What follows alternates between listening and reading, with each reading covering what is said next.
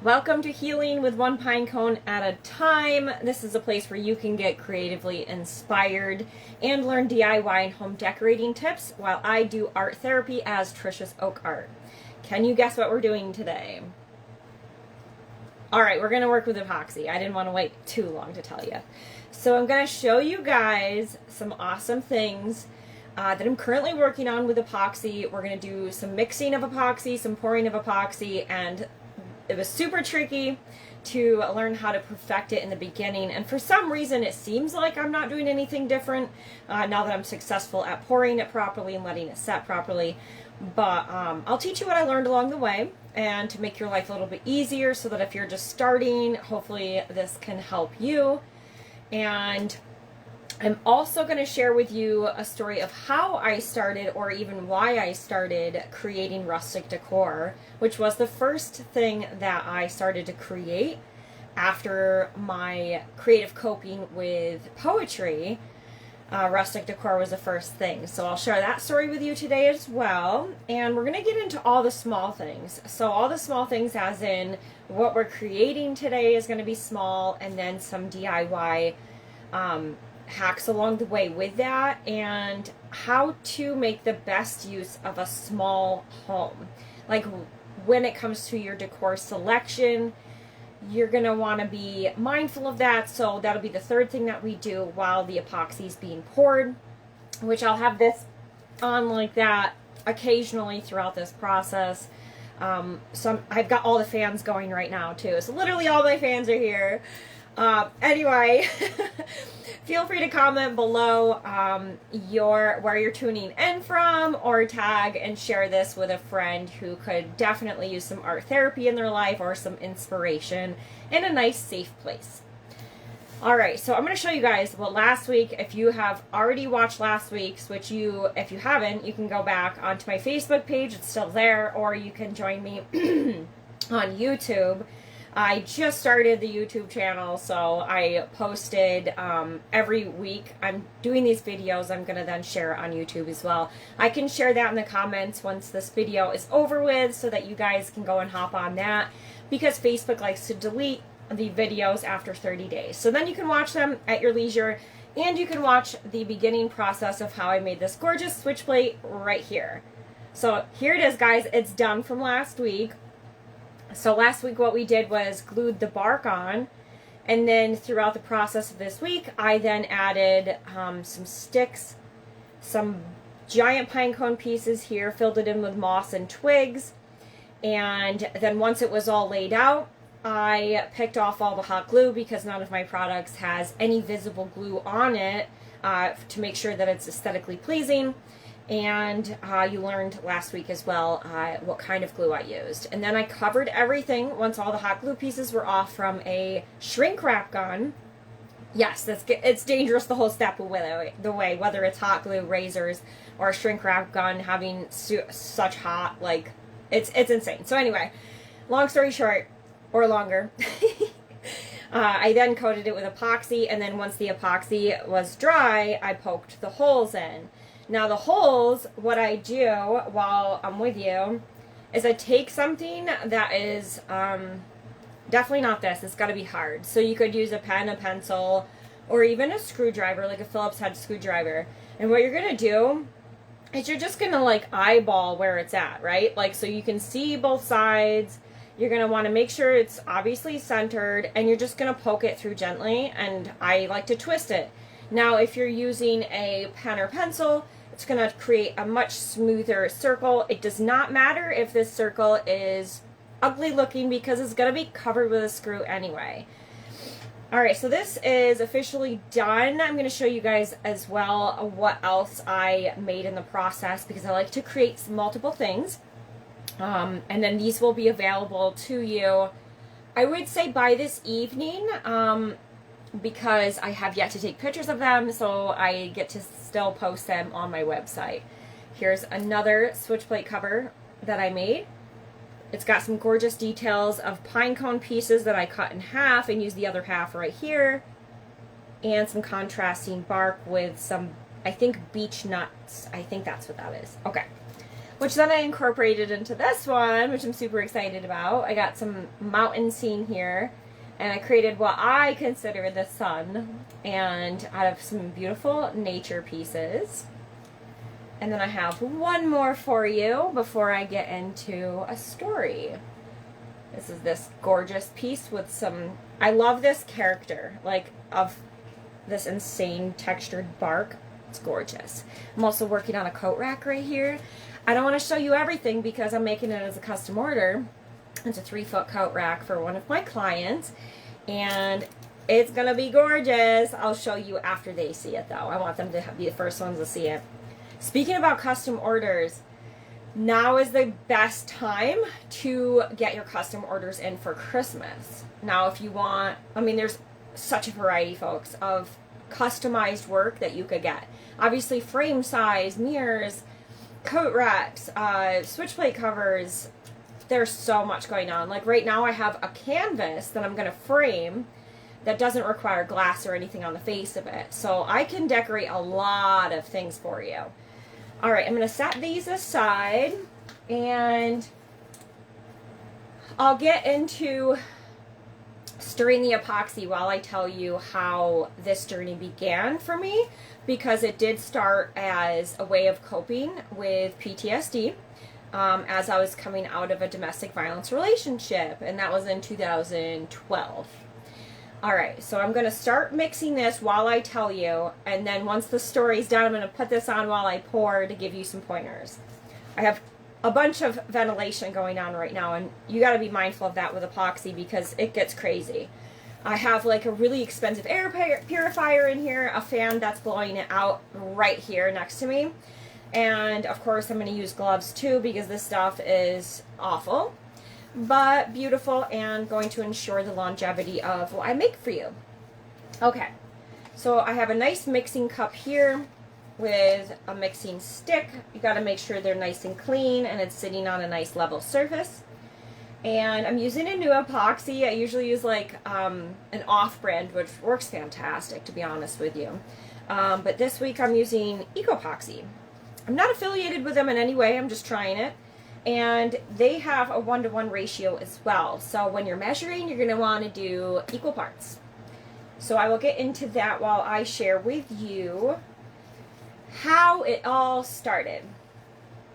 Okay, so I was diagnosed with PTSD when I was 7. Yes, 7. And a lot of traumatic things happened after that that just continued that. I would heal from one and the next thing would happen. Multiple forms of abuse. I'm not going to get into all of that today because it's sad and I want to be happy right now. And that's a good choice. But in 2012, I lived in Saranac Lake in the Adirondacks. And then I worked in Lake Placid at Lake Placid Lodge. At Lake Placid Lodge, it is gorgeous and surrounded by incredible rustic things. I mean, phenomenal pieces. And so while I was there, I'm just getting eye level with my epoxy, make sure I'm mixing it well. So while I was there, I loved being surrounded by all the greatness. And then I had moved from the Adirondacks to New Hampshire and Massachusetts, and I had left with my abuser. And what happened was I lost all my friends, lost all my connections. I wasn't allowed to go anywhere. I just want to show you. I poured 50-50 here, and I'm just going to stir it while I'm talking to you because it takes 1 to 5 minutes, it says. Sometimes I heat up water and put it in it to reduce the bubbles, but it didn't really make a difference the past few days. So anyway, back to, ooh, it stinks. So back to my story. So when I was in a domestic violence relationship, this wasn't the first one I was in, and it was the last to an extent. But I was like desperate for a safe place to express myself. The only people that I was allowed to talk to were actually Jehovah's Witnesses, which is kind of how my spiritual journey started, even though I'm not one right now. I And I just remember fighting for my life, thinking that he was going to kill me. And I remember calling out to God because there was nobody else around. And I said, God, I need you to save my life because it's going to be over. Like, I need it. And I took off in the woods that day and just started collecting. Like, they had the most beautiful birch bark. It was in Spofford Lake, New Hampshire. And I just started collecting things. And the first 2 projects that I ever made were a coat rack and a mirror. And they were like, you know, they look like some child made it. But you know what's cool is I started. And I realized that I felt safe. I was like, wow, I can really just have no limitations here. Nobody can tell me what to do here or what I can't, you know, what I can and cannot do. So over the next few years, I created a couple different projects and gifted them to friends or family for like Christmas. And then I realized like how much I was able to heal in the process of creating rustic decor. And so I always set that intention. So if you're joining me and doing your craft or whatnot, just understand that intention and set it for yourself. That this is a safe place to express yourself. And that's it. Everybody needs one, especially with all the fear in the world and all the evil in the world. So fast forward to 2017, my son was born. And when he was born, I felt nudged by God to create more frequently. And he's like, this is your time, Trisha. Like, I stayed up till 2 o'clock in the morning working on art. I did not sleep when baby slept. And now he's 8 years old. And I am doing this, really genuinely pursuing my passion and inspiring others to, you know, focus on their healing, whatever that looks like to you. Mine looked like a lot of art, a lot of hiking, a lot of mindset training, creating new synapses for my brain, choosing better people to be in my life, people that I felt safe around or inspired by, how I talk to myself or about myself even. Like, I learned how to become my own best friend. And of course, I got baptized in the process of this entire journey and dedicated my life to serving God and just bringing hope to people. So that's how that started. And my epoxy is just about ready to be poured. And I'll show you what I'm going to pour it into in just a moment. I got to get the edges here. You always want to make sure you get edges really well. So I'm working on ornaments and a candle holder. All right. This should be good to go. I think I've been talking long enough. Okay. All right. I'm going to show you. I have ornaments in the process. This has a cute little pine cone with some acorns. I have this guy, which is a beautiful daisy from my yard. I have this arrangement. So they're all unique. And I'm going to have, I think the goal was 32. I have 12 already done, but I'm yet to release this collection of ornaments because they're going to go very fast and they're amazing. This one's done right here. And I can actually remove it from the mold. Okay. Ta-da! How cute is that? Alright, so I'm going to get this epoxy poured, and then I'm going to show you just how I finish this up. Alright, I'm just going to move this up here. Feel free to ask any questions in the comment section below. Let me know if you've ever done epoxy. Alright, I'm going to pour now.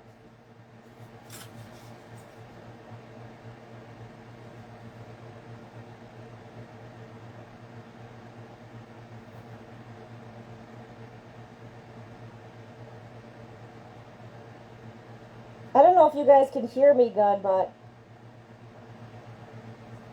if you're working with little spaces like this, you're going to want to push your stirrer into it and make sure that there's no bubbles around it. Alright.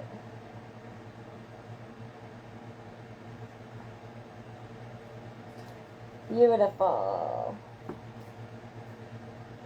Just pouring epoxy into the ornaments now, in case you're hopping on. Let me see if I can show you. All right, we have this, and I'm going to kind of work it in between these holes here. See it? Beautiful. Level it out. It says it's self-leveling, but I like to help it. All right, that one's good. Just going to pour a little bit more into it to make sure it's level. What's up? Okay. Got these. Pouring into the other one. And then into my candle holder, and then I'll explain more.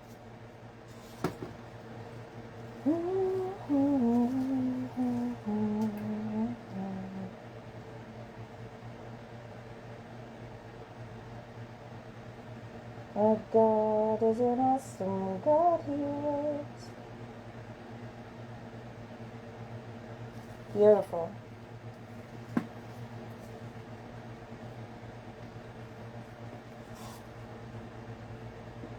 So bubbly.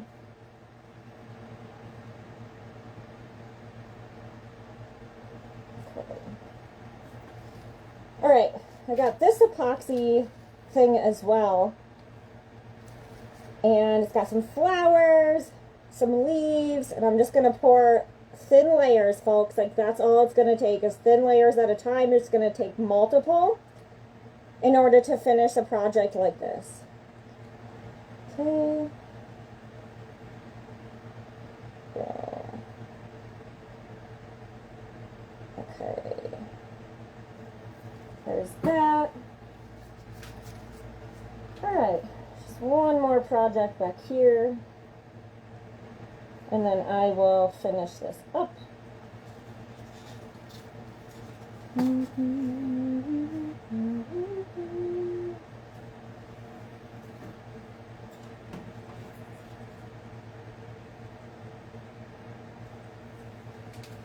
Okay. All right, now that the crazy part is done with, I want to challenge you guys to do something this week. Because we're working on small projects, I want to challenge you to do something small, either for yourself or for somebody else, that's going to either give them a safe space to express themselves or to inspire them to get creative. Because creativity is such a healing thing, right? If you know, you know. I don't paint yet, but this is my choice of what I'm doing right now to creatively express myself. So I'm going to finish this off while giving you some announcements. So what I do for this part is I'm going to take some string. I got some cute little brown string. This Saturday I'm headed to Oxford, New York. Yes, little old Oxford.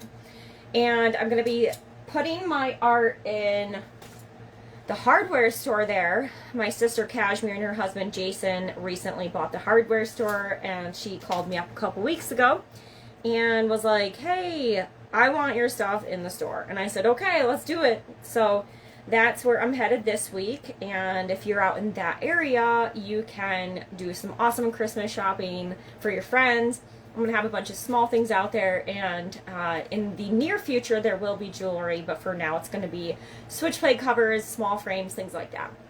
Okay, so what I just did, because I get talking, and so I put these together. I looped them through the front and pulled them through together, just like that. See? We have a nice loop here, and I'm going to pull it through. And then we're just going to do a basic knot. I don't know what knots are called. And I'm going to pull it through, tighten it, and then I'm going to cut off the top part. And voila, it is complete. It's gorgeous. It's unique. It's got little green hearts on it because that's just adorable with the clover and some acorns. And that wraps up the DIY for today. And again, if you guys are looking to watch these every week, I will be here every Thursday at 1 o'clock. And then you can also go to my YouTube channel, which is under Trisha's Oak Art. Oh, 2 O's in the oak stands for one of a kind. And you can follow me there as well to get all of them in one place. And feel free to follow me on Instagram so I can eventually go live over there. I always forget to mention my Instagram because I'm just so much more active on Facebook, and everybody else is too. Like, I've got 1,000 of followers here, but I don't yet over there, so be sure to go over to Trisha's Oak Art on Instagram. Find me, follow me there, and thank you guys for tuning in. I hope you have a blessed week.